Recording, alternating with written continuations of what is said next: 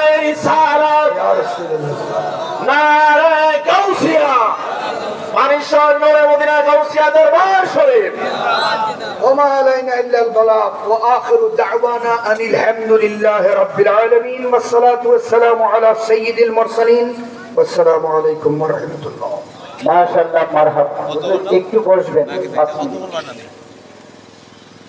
সকলে বলুন মারহাবা সম্মানিত অতিথিবৃন্দ